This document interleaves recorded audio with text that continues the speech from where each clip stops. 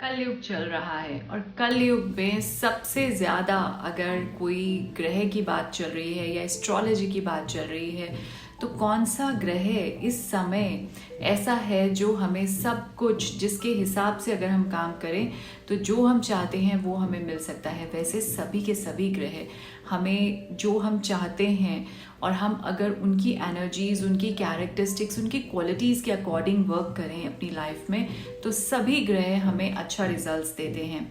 क्योंकि अगर देखा जाए तो we all are the part of same universe.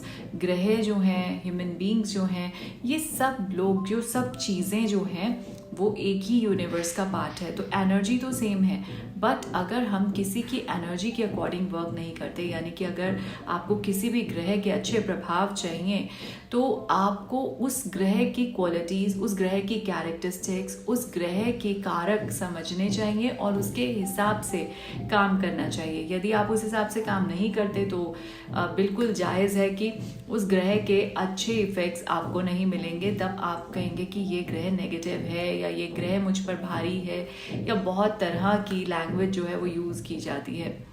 So hi everyone, this is Gitika Bhatia. Welcome back to our channel Divine Spect. If you have not subscribed the channel till now, तो please do subscribe. आप subscribe कर दीजिए channel, bell icon को hit कर दीजिए, जिससे daily आने वाले 6 PM अपलोड्स आपके नोटिफिकेशन बॉक्स में ऑटोमेटिकली लैंड कर जाएंगे, आपके पास नोटिफिकेशन आ जाएगा। Okay, and if you do like the videos please do share it with your loved once. जैसे कि हम यहाँ से आपके लिए कुछ करना चाहते हैं जिससे आपको कुछ बेनिफिट हो, और यदि आप भी वही करना चाहते हैं, so being our YouTube family member, do the same and share the videos with your loved ones. Okay, so हम बात कर रहे थे कलयुग में जिन ग्रहों की बात हो रही है, वैसे सभी ग्रहों की, लेकिन आज स्पेसिफिकली हम बात करने जा रहे हैं राहु की। राहु को बोला जाता है ये कलयुग का ऐसा ग्रह है जो कुछ भी, जो अच्छे रिजल्ट, जो आपको कलयुग में भी सब कुछ जो आपको चाहिए वो दे सकता है। और देखा जाए तो राहु जो है उसको एक ग्रह नहीं माना जाता, छाया ग्रह माना जाता है, शेडो प्लैनेट बोला जाता है, इमेजिनरी प्लैनेट बोला जाता है राहु और केतु दोनों को। अब क्या है राहु? राहु से क्यों इतना डर लगता है हमको? जैसे ही सुनते हैं राहु की महादशा शुरू हो गई, राहु की दशा चल रही है, अंतरदशा चल रही है, राहु भारी है तुम पे, तो माय गॉड, राहु के लिए इतना ज़्यादा डर शुरू हो जाता है कि अब तो पता नहीं क्या हो जाएगा। सो देखिए, किसी भी ग्रह से डरना नहीं होता है, सिर्फ और सिर्फ उसको समझना होता है, उसका नेचर समझना होता है। और जब बात आ रही है राहु की, तो जब राहु काल की बात होती है तो काल यानी कि समय, राहु का समय उसकी बात होती है। और कल युग जो है वो कलयुग यानी कल पुर्जों का युग है। और राहु जो है वो स्ट्रेट अवे रिलेट करता है, अगर टेक्नोलॉजी की बात करते हैं, इंटरनेट की बात करते हैं, कंप्यूटर की बात करते हैं, तो आर्टिफिशियल इंटेलिजेंस, AI, इन सब से, technology, mainly electronics, gadgets, technology से। और ये टाइम है कलयुग का, कलयुग यानी कल पुर्जों का युग। तो इसी युग में जब आप राहु को समझ लेते हैं तो राहु ही एक ऐसा ग्रह है जो कि ये क्षमता रखता है, कैपेबिलिटी रखता है किसी को रंग से राजा और राजा से रंग बनाने का। समझ रहे हैं आप? जो चाहिए लाइफ में, यदि आप पूरी शिद्दत से उसके हिसाब से काम करते हैं तो डेफिनेटली यू विल सी कि जो आपको चाहिए वो आपको कैसे रातों रात मिल जाता है। तो राहु एक ऐसा चमत्कारी ग्रह है। ठीक है, सो हम बात करते हैं कि बहुत सारी पौराणिक कथाएं आपने सुनी होंगी, माइथोलॉजी में भी, वेद पुराणों में भी राहु का जो है जिक्र किया जाता है कि राहु है क्या। हमने सुना समुद्र मंथन के समय देवता और दानवों में जब ये बात हुई कि अमृत कौन पिएगा और देवताओं के हिस्से अमृत आया, तो उस समय जो ये दानव था ये घुस गया बीच में देवताओं के। और जब पता चला विष्णु जी को, और जब इन्होंने इनका जो सर है वो काट दिया, तो जो सर था वो बना राहु और जो धड़ था वो बना केतु। तो विष्णु जी के सुदर्शन चक्र से जो है यहाँ से कट गया। तो ये कथा हुई। एक कथा और हम सुनते हैं, मद्भागवत पुराण में इसका वर्णन किया गया है कि जो एक महर्षि थे, उनकी जो पत्नी थी, उनको जब पुत्र हुआ उसका नाम रखा गया विप्रचित्ति। और विप्रचित्ति का जो विवाह है वो हिरण्यकश्यप की जो बहन थी सिंहिका, उससे हुआ। और जब उनसे जो पुत्र हुआ उसका नाम था राहु, और उसको सिंहिके भी बोलते हैं। तो इस तरह की बहुत सारी पौराणिक कथाएं आपको मिल जाएंगी। बट जब हम बात करें एस्ट्रोलॉजी की, तो वहाँ पे 8वें नंबर का ग्रह है ये राहु। और राहु की जो कैरेक्टरिस्टिक्स हैं, जो कारक हैं, क्या हमें करना है, राहु क्या किसको रिप्रेजेंट करता है, किन किन बातों से रिलेट करता है, उसको समझ लेते हैं। और राहु कैसे वीक होता है, किस तरह से हमारा राहु कमज़ोर हो रहा है हमारी लाइफ में, हमारे जीवन में, और कैसे हम उसको मजबूत करें, हाउ टू स्ट्रेंथन इट, इन सब के बारे में बात करेंगे। ठीक है। सो जब हम बात यही कर रहे हैं तो राहु की कैरेक्टरिस्टिक्स की बात सबसे पहले कर लेते हैं। और देखिए, राहु की जो दिशा होती है, डायरेक्शन होती है, वो साउथ वेस्ट है। सो घर के साउथ वेस्ट में राहु का वास बोला जाता है, राहु की डायरेक्शन होती है ये। तो इस डायरेक्शन को बहुत क्लीन रखना चाहिए। बाथरूम्स नहीं होने चाहिए साउथ वेस्ट में। यदि है बाथरूम्स तो उन बाथरूम्स को ऑल द टाइम क्लीन रखना चाहिए। और ट्राई करें कि उन बाथरूम्स में डार्क कलर्स यूज़ करें, black colour, brown colour, dark blue colour, जिससे कि उसका इल्यूजन बने कि वहाँ पे कुछ है ही नहीं। तो इस तरह की जो रेमेडीज़ हैं हम वो ये कर सकते हैं। वास्तु पिरामिड आप यूज़ कर सकते हैं वहाँ पे उस बाथरूम के लिए। तो ये कुछ बातें हुई। अब इसके साथ बात कर लेते हैं यदि राहु की कैरेक्टरिस्टिक्स की। तो राहु रिलेट करता है रेस्पिरेटरी सिस्टम से, हमारी सांस की प्रणाली से। तो अगर आपकी रेस्पिरेटरी सिस्टम स्ट्रांग है, अच्छा है, तो इसका मतलब राहु आपको अच्छे इफेक्ट्स दे रहा है। तो हमेशा मेडिटेशन, प्राणायाम, ये सब कीजिए जिससे आपके सांस प्रणाली, रेस्पिरेटरी सिस्टम स्ट्रांग रहे, ब्रीदिंग सिस्टम स्ट्रांग रहे। और उसके बाद बात करते हैं Rahu secret knowledge, hidden studies की, ऑकल्ट से रिलेटेड। यदि आप चाहते हैं कि राहु के अच्छे इफेक्ट्स हों, तो अगर आपका ज़रा भी इंटरेस्ट है आफ्टर लाइफ, या बात करें death, after death what is there, इस टाइप्स की कुछ क्यूरियोसिटी है आपके अंदर, तो इसका मतलब राहु के अच्छे इफेक्ट्स, राहु रिलेट करता है इन सब से बहुत ज़्यादा। रेवोल्यूशनरी होता है राहु। यदि किसी की कुंडली में राहु की प्लेसमेंट ऐसी है तो आप देखेंगे कि वो व्यक्ति जो है वो कुछ भी गलत होते नहीं देख पाएगा। वो कुछ भी करना पड़े, वो बहुत रेवोल्यूशन वाले मोमेंट्स लेकर आता है अपनी लाइफ में। फॉरेन ट्रिप्स बहुत देता है राहु। उसके बाद रिसर्च वर्क से रिलेट करता है। सो राहु जो है, जितना ज़्यादा डीप रिसर्च में आप बात कर लीजिए, आप मेडिकल रिसर्च की बात कर लीजिए, आप कॉर्पोरेट रिसर्च की बात कर लीजिए, तो रिसर्च का जो भी काम होगा जिसमें बहुत खोज की ज़रूरत है, या फिर ज़मीन के नीचे के जितने प्रोफेशंस हैं, माइनिंग की बात हो रही है, coal mining, gold mining, diamond mining, तो माइनिंग की जहाँ बात होती है वहाँ पे भी खोज की बात होती है। सो ये भी एक हिडन प्रोफेशंस हैं जिससे रिलेट करता है राहु। तो यदि किसी को बहुत ज़्यादा फेम चाहिए या जो भी वो चाहता है लाइफ में वो चाहिए, तो इन प्रोफेशंस को भी ऑप्ट कर सकते हैं। उसके बाद अगर मैंने आपको बताया जैसे कि राहु एडवेंचरस है, बहुत एडवेंचरस है। सो एडवेंचर से बहुत प्यार होता है इन लोगों को।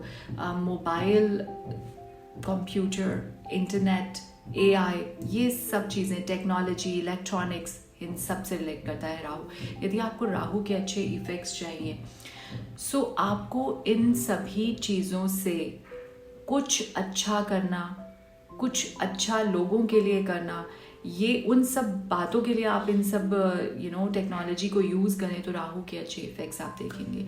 लेकिन यदि आप इन सब के साथ एडिक्टेड हो जाते हैं, all the time social media पे सर्फिंग करना, वॉशरूम में भी कई लोग जाते हैं, मोबाइल लेकर जाते हैं और मोबाइल सर्फिंग करते हैं वहाँ बैठकर, तो ये सब चीज़ों से राहु बहुत ज़्यादा डिस्टर्ब हो जाता है आपका। सो अल्टीमेटली आपका जो माइंड है वो डिस्टर्ब हो जाता है और आप वो नहीं कर पाते जो आपको करना है। So Rahu is all about focus करना अपनी चीज़ों पे, वो डिस्ट्रैक्ट भी करता है।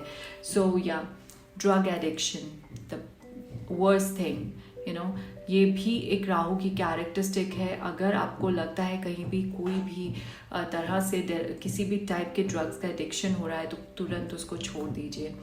किसी भी टाइप का मैजिक रिलेट करता है राहु से, वो ब्लैक मैजिक हो सकता है, वाइट मैजिक हो सकता है, किसी भी टाइप का जादू।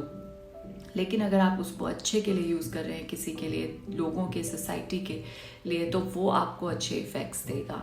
जी हाँ, अब बात करते हैं कि कैसे पता चले कि राहु वीकेंड है आपकी कुंडली में, आपके लाइफ में, आपको कमज़ोर होता जा रहा है। एक तो वॉइस जो है, हार्श वॉइस, यानी बहुत कठोर वाणी, किसी से भी बात करना बहुत कठोर होके बात करना, तो उस स्पीच के ऊपर ध्यान दीजिए। यदि ऐसा है तो प्लीज़ उसको बिल्कुल करेक्ट कीजिए, लोगों से हम्बलनेस के साथ पोलाइटली बात कीजिए। अब्रॉड जाना, यानी अब्रॉड या तो आप जाना चाहते हैं, जा नहीं पाते, और या फिर आप जाना नहीं चाहते और फिर आपको जाना पड़ रहा है। So anyway related to abroad के जो बात है, या आपकी लाइफ में अब्रॉड के जो भी मोमेंट्स हैं फॉरेन जाने के, वो रिलेट करते हैं वीक राहु से। आप जाना चाहते हैं और नहीं जा पा रहे तो भी राहु वीक है। यदि आप नहीं जाना चाहते और आपको जाना पड़ रहा है काम की वजह से, मजबूरी में, तो भी राहु वीक है। ट्रैवल, बहुत ज़्यादा ट्रैवल करवाता है राहु, और स्किन से रिलेटेड कोई भी इश्यूज हो सकते हैं, स्किन रैशेस, स्किन डिसीज, कुछ भी हो सकता है। तो यदि राहु वीक है, राहु के अच्छे इफेक्ट्स नहीं मिल रहे, तो आप देखिए कि आपको करना क्या है जिससे राहु ठीक होगा, स्ट्रांग होगा और आपको अच्छे इफेक्ट्स देगा। तो आपका ये जो स्किन डिसीज़ है या स्किन से रिलेटेड कोई भी प्रॉब्लम है, वो ठीक होना शुरू हो जाएगी। पॉवर्टी, बहुत ज़्यादा दरिद्रता होना, आप चाहते हैं कि ये भी मिल जाए, वो भी मिल जाए, लेकिन फिर भी उतना भी नहीं हो पा रहा जिससे कि रोज़मर्रा की ज़िंदगी चले, तो ये पॉवर्टी भी राहु अट्रैक्ट करता है यदि वीक हो रहा है। फॉर मेल कुंडलीज या मेल लाइफ अगर हम बात करें, रिलेटेड टू दैट, इलीगल या unethical relations with other women, पराई स्त्री से संबंध होना, ये भी राहु के वीक होने के, आपकी कुंडली में राहु के नेगेटिव इफेक्ट्स ये दर्शाता है। किसी भी बात को लेके आर्ग्यूमेंट करना, ये गलत है। हेट स्पीच होना, मतलब एक दूसरे के प्रति किसी को भड़काना, वो उस टाइप की बातें करना, किसी के पीठ पीछे किसी की बुराई करना, यदि आप ये करते हैं तो आप समझ लीजिए कि आप राहु के बैड इफेक्ट्स को अट्रैक्ट कर रहे हैं। So stop doing it. किसी की बैक बाइटिंग मत कीजिए, जो है वो दिखाइए। बनावटीपन नहीं होना चाहिए, शो ऑफ नहीं होना चाहिए, लिफाफेबाजी नहीं होनी चाहिए, जो आप हैं वो दिखाइए, वो पाखंड नहीं होना चाहिए। यदि आप ये कर रहे हैं तो आप समझ लीजिए कि आप राहु के इल इफेक्ट्स को अट्रैक्ट कर रहे हैं। So start working on these things, start thinking about this, ठीक है। ये चीज़ें जो हैं वो राहु बताता है कि आपकी कुंडली में या आपकी लाइफ में राहु के इफेक्ट्स बैड हैं या गुड हैं।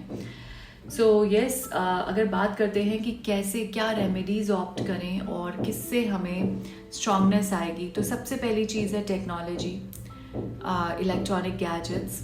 इनको अच्छे से यूज़ कीजिए, अच्छे वर्क के लिए यूज़ कीजिए, अपने बेटरमेंट के लिए, सोसाइटी के बेटरमेंट के लिए यूज़ कीजिए।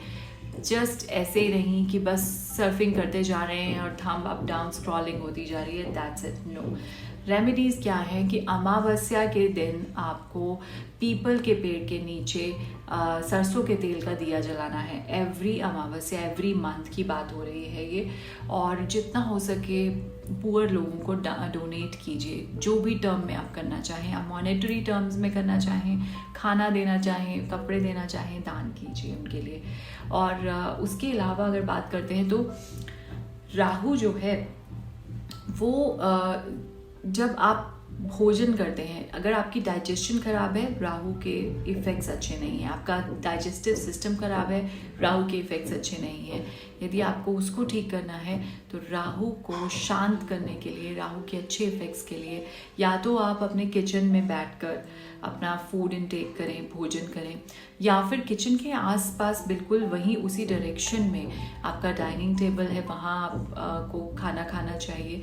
तो कहने का ये मतलब है कि किचन के आसपास या किचन में बैठकर यदि आप भोजन खाते हैं तो आपके लिए राहु के इफेक्ट्स अच्छे आने शुरू हो जाते हैं। आपका डाइजेस्टिव सिस्टम अच्छा हो जाता है, क्योंकि वो आग्नेय कोण है, साउथ ईस्ट इज द आग्नेय कोण, जहाँ की हमारी किचन होनी चाहिए।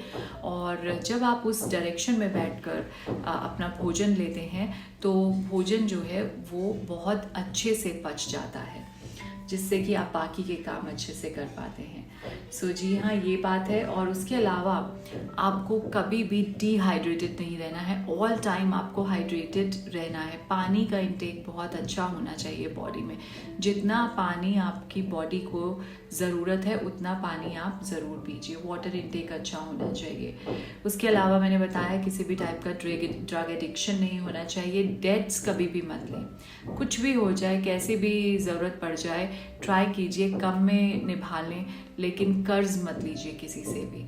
उससे आपको राहु के बैड इफेक्ट्स मिलते हैं। और बुरी सोसाइटी से, गलत कंपनी से दूर रहिए, यानी गलत दोस्ती से दूर रहिए। इससे भी आपका राहु जो है वो स्ट्रांग होता है। उसके अलावा बहुत ज़्यादा क्लीनलीनेस घर में भी, और सबसे ज़्यादा क्लीनलीनेस आपके वॉशरूम्स के एरियाज़ में होना ज़रूरी है, जिससे आप राहु के अच्छे इफ़ेक्ट्स देख सकते हैं अपनी लाइफ में। जी हाँ, लेज़ीनेस बिल्कुल दूर कर दीजिए, डिसिप्लिन्ड अपनी लाइफ को कीजिए, अपनी स्पीच अच्छी कीजिए, ठीक है। और उसके अलावा फटे पुराने कपड़े या गंदे कपड़े, अनप्रेस्ड कपड़े, ये सब मत पहनिए। तो ये सब कुछ रेमेडीज़ हैं, बहुत इजी टू फॉलो हैं। ट्राई कीजिए इनको फॉलो करने का। And we'll talk about it, about Rahu in every house, different houses, कैसे इफेक्ट देता है हर भाव में कुंडली के, तो उसकी हम बात करेंगे। Stay tuned. एंड ये सब था राहु के बारे में। अब राहु हर भाव में कैसे इफेक्ट देगा उसके लिए जुड़े रहिए। Every day we will start posting about the videos, Rahu in different houses. Thank you so much. Have a very blessed day ahead.